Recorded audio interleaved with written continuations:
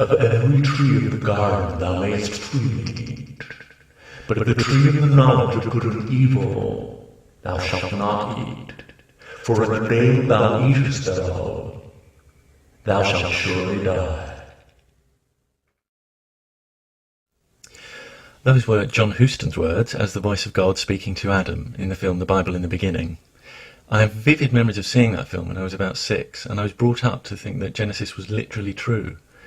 But the story of Adam and Eve always had major problems for me. My biggest question was, how could a God justify his punishment of two people for something they did before they had any knowledge of good and evil? Now, parents often tell their children, don't take sweets from strangers.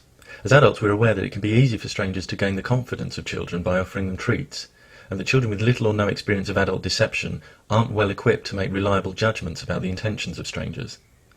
God never warned Adam and Eve not to take apples from serpents, and at the time that the serpent told Eve she wouldn't die if she ate the apple, contrary to what God had told her, Genesis indicates that neither she nor Adam had the insight even to know they were naked.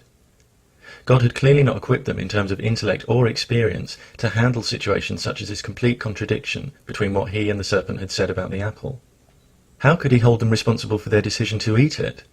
And why, of all things, would the knowledge of good and evil have been something that God kept from them in the first place?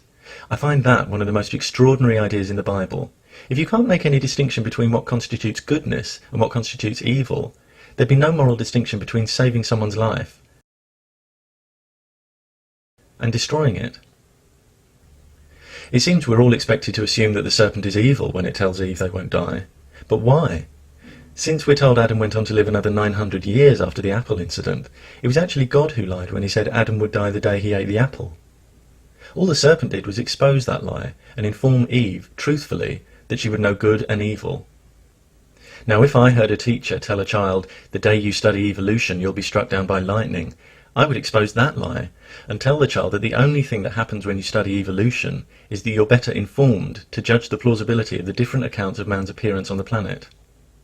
By the way, I'm talking about the scientific theory of evolution there, not the brick turns into man or the my grandmother was a marmoset variety of definition that some ill-informed people trot out when they want to argue against science. I've heard some attempts to explain God's deception. One is that to God, 1,000 years is like a day. So when God told Adam he would die within the day, it was true in a sense. I suppose it was true in that sense, i.e. in the sense of it being untrue. Or at best meaningless. Again, God was talking to someone who didn't even know he was naked. How would Adam have been supposed to know that by one day God meant 1,000 years? Language is about communication. If someone wants to make up their own private definitions of words, they're free to do so, but only on the understanding that no one will know what they're talking about unless they explain those private definitions. Another defence is that Adam and Eve did die that day, but it was a spiritual death, a loss of innocence, a tearing away from God. Again, this is a modification of what was stated. Why didn't God use the phrase, thou shalt suffer spiritual death, if that's what he meant? Remember, Adam wasn't the brightest button in the jar, and an omniscient being like God would know that he'd pretty much have to spell things out for Adam. When I hear a warning like, the day you eat this apple you'll die, the simplest interpretation to me is that eating the apple will cause you to die, by poison or some other means. Now, of course, if what I get from Genesis is that God was telling Adam that the apple itself would kill him, that would be my interpretation. But this illustrates that if we start making our own interpretations of what's in the Bible, rather than going by the actual words used, we can find support for every point of view, even points of view that flatly contradict each other. If everyone is allowed to interpret the Bible to fit their point of view, then the Bible ends up supporting no point of view. According to what's actually written in Genesis, in Bibles used by modern Christians, it was God, not the serpent, who lied. And what's the first indication we have that Adam and Eve know good from evil after they eat the apple and it's written that their eyes are opened? Well, they suddenly know that they're naked, and they sew fig leaves together to cover themselves. What Genesis appears to be saying here is that there's something intrinsically shameful about nudity, that as soon as we know good from evil, we automatically know it's wrong to be naked. This idea has absolutely no foundation. There are millions of people today who are perfectly comfortable sunbathing naked, swimming naked, or even playing badminton naked. Some people have a problem with nudity, others don't. There's nothing intrinsically good or bad about it. Disapproval of nudity is a cultural attitude, not a moral absolute. Well, back to the plot. God calls to Adam, asking where he is, which is another inconsistent point. If God knows everything, as many claim, he would know where Adam was, along with everything else that had happened. While we're on the subject, he would also have foreseen the entire interaction with Eve and the serpent before it happened. Well, let's face it, you wouldn't need to be Columbo to see that one coming a mile off. But anyway, Adam says he's hiding because he's naked, and God says, "Who told thee that thou wast naked?" Adam and Eve admit to eating the apple, and then God metes out his rather extreme punishment against them and all humankind. It seems to me that withholding knowledge of good and evil from two people, then cursing the entire human race when those people exhibit behaviour that reflects their inevitable inability to make moral judgments, would be about as sadistically unfair as refusing to show yourself and then abandoning everyone who therefore doubts your existence to eternal torture in hell.